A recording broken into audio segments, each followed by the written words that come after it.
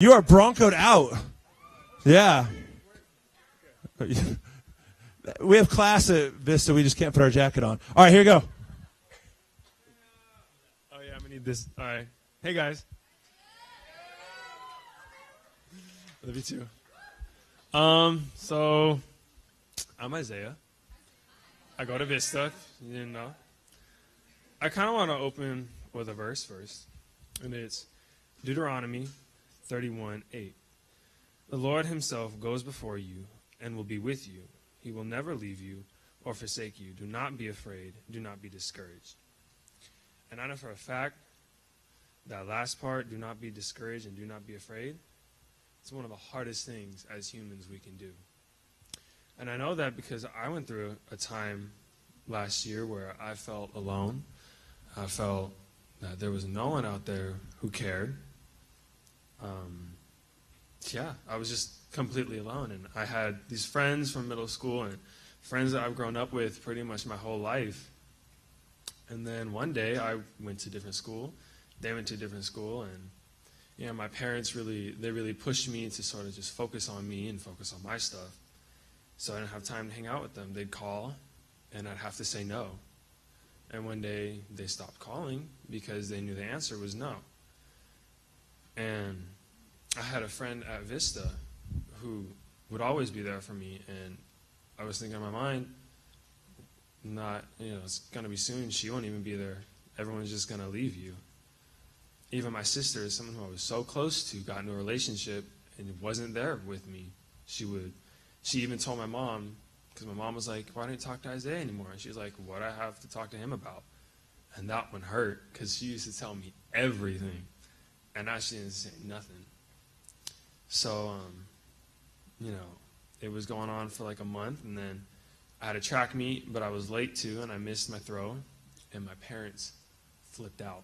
They got so mad, and words were thrown at each other, and, I know my mom didn't mean this, but she was like, you better learn how to clean and do the yard, because that's all you're ever going to be good at if you keep this up. And I was like, wow, my own mother said that about me. And I know she didn't mean it, but I wanted to believe that she did. And I was angry with my dad because me and my dad never had a good relationship. We never worked things out. We were always just, he would act like nothing ever happened, or he would trick himself or lie to himself. But I knew he knew it happened. And when I would ever confront him about it, he would say everything was perfectly reasonable. I'm not going to go into detail with that because it's a little deep. So I was angry with them, and I wanted to be angry. I hated everyone. And, I'd see pictures, and I was like, you know what? Why do I got to go on? My friends are all hanging out. They all have each other. Why do I deserve happiness? Why do I deserve to go on? I have no value. So at one point, I caught myself in my room, and I was truly alone. When I was little, one time, I was alone reading a Jehovah's Witness Bible, and I heard literally a booming voice from the sky telling me to put the book down. And I knew at that moment God was with me. So in this moment, I asked him, I was like, say something. And I heard nothing. That's when I was afraid. I told myself, you're alone. You're going to be alone. So in this horrible night, I decided I'm not going to go on anymore. God didn't even talk to me. No one's talking to me. No one cares. Everyone's angry. Everyone just said, my own mother told me I'll never be good at anything. So, if you know me, which a lot of you don't, I love martial arts. So I have a lot of swords everywhere. Like everywhere. All over my walls. And, I don't really got to tell you too much, but that night was going to be it. That was going to be my last night here. I wasn't going to continue. I made that decision. And mere moments away from... Sorry, I got a call from my dad. Yeah. He was like, talking smack? No. No. No, I'm going to have to get back to him, though. So, mere moments away, my phone buzzed. I was like, what the heck? So I went over, and it was my friend right there, pointing you out. And it was weird because he texted me, hey, get on the Xbox. And I was like, really? Really right now? Get on the Xbox? No. So I was like, sorry, I'm busy. And then like within 2 seconds, he wrote, and he's bad at texting. JP, you're bad at texting. Well, clearly some said that you needed to. So I said, no, sorry, I can't. And then he texted again within like 2 seconds. It was like, get on the Xbox. So I texted him. I'm like, sorry, can't. He was like, why? I'm like, really? I was like, okay. I'm a little bit depressed right now. Kind of alone.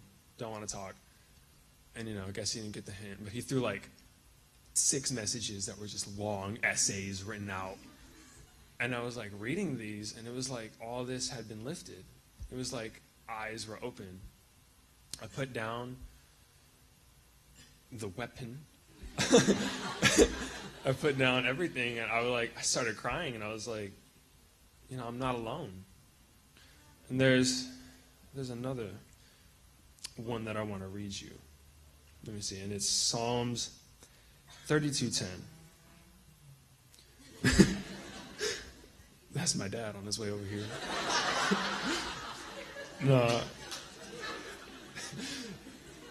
No, it was Psalms 32:10. Many are the sorrows of the wicked, but steadfast love surrounds the one who trusts in the Lord. That's really deep.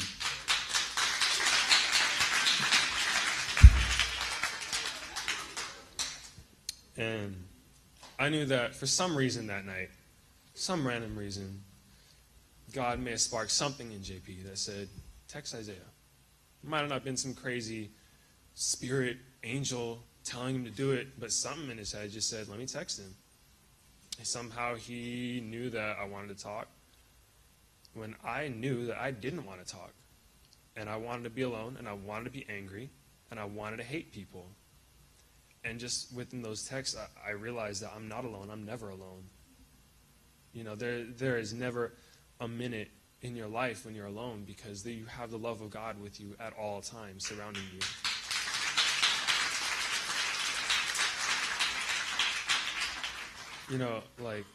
Depression isn't something man-made. Okay, it comes straight from the devil himself. He wants you to feel sad. He wants you to feel hate, because that's how he feels. He wants us to feel like that. He tricked Eve because he hates Eve. He tricked man because he hates man and he hates God. So, of course he'd hate us. So that's the depression. The lie that you're not loved. The lie that no one's there for you. The lie that no one cares. Because there's always at least one person that cares, and that's Jesus. Because he died for you. He made the ultimate sacrifice. He was tortured, beaten so bad that you would see him and you wouldn't even be able to tell if it was a boy or a girl, because all you saw was blood. And he was nailed to that cross, and he had to die. But when he was on that cross, you were on his mind. He knew that what he was doing was worth it, because you're worth it. You're worth more than diamonds. You're worth more than gold. And you cannot listen to these lies, I'm alone. Because if you don't want to talk to nobody, you talk to God. And if you're really looking for someone out there to talk to, I'm right here. Okay, I'm at this church almost every Wednesday, and I'm here every Sunday for a fact.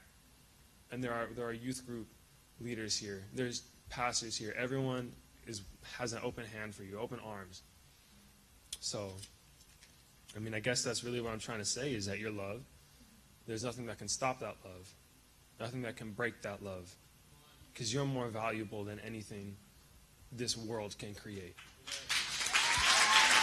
Thank you. And good night. Oh, yeah! Good job, man. That was really good.